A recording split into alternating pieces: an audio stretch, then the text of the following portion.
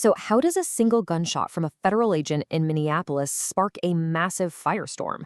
We're talking protests, a city, and a standoff with the federal government. In this explainer, we're going to unpack exactly how one fatal encounter became such a huge national flashpoint. It all started with this one truly shocking event. On January 7th, an agent from Immigration and Customs Enforcement, ICE, shot and killed a woman right in Minneapolis. This was all happening during one of their enforcement operations.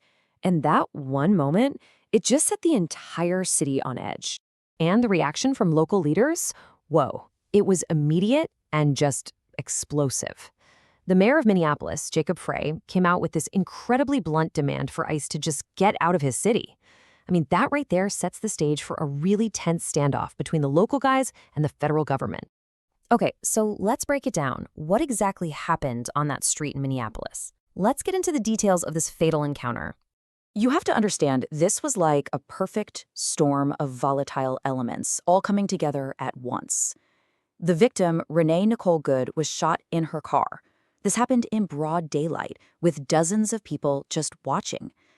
So this wasn't some quiet arrest in the dark. It was a public killing, and it was all part of this massive 30-day federal operation that, frankly, had already put the whole city on high alert.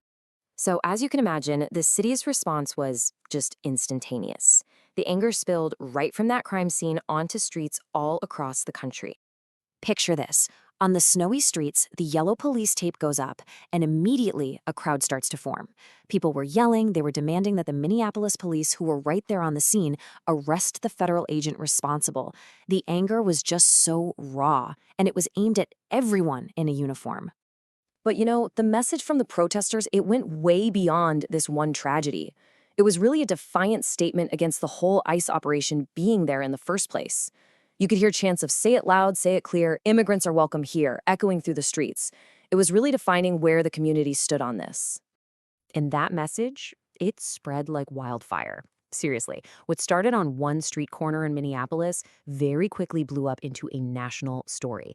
Of course, there were vigils all over the city, but then protests started popping up in New York City. More were planned for North Carolina and Texas. Suddenly, this was not just a Minneapolis issue anymore. Now, while all this was happening on the streets, a totally different battle was just getting started. This was the fight to control the official story of what actually went down. Right away, the official story split clean in two. On one side, you have the Department of Homeland Security claiming the agent was acting in self-defense. But back in Minnesota, you have both the mayor and the governor publicly and very forcefully saying, "Nope, we don't buy that account." And let me tell you, Minnesota's Governor Tim Walz was incredibly blunt about it. After he saw video of the incident, he basically told the public, "Don't believe this propaganda machine." He even promised that the state would run its own separate investigation to find the truth and make sure there was some accountability. And look, these weren't just strong words. They were backed up by action. Governor Walz put the National Guard on standby. Mayor Frey went even further, accusing ICE of terrorizing residents. And maybe most importantly, the state announced it was going to run its own investigation, which really signals a deep, deep distrust of the federal government's whole process. Okay, to really get what's going on here, we have to zoom out a little bit. This shooting, it didn't just happen in a vacuum. It was the direct result of a very specific and, frankly, aggressive federal strategy. You see, for weeks, local leaders and activists had been warning that something terrible like this was going to happen. So the big question is, why? Why did they feel like a catastrophe was basically inevitable? Well, all this tension on the streets really came from what people were calling a hyper-militarized operation. We're talking agents from ICE, from Border Protection, from Homeland Security investigations, all deployed on the streets, many of them masked up and carrying rifles. For weeks, advocates have been shouting that this kind of overwhelming show of force doesn't actually create safety. It just creates fear and chaos and sets the stage for exactly this type of deadly encounter. And tragically, those fears were not just speculation.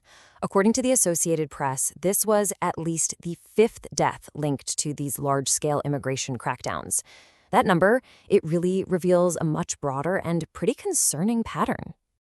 And that's a feeling that's echoed by experts like Setaher Gandhari from the Detention Watch Network.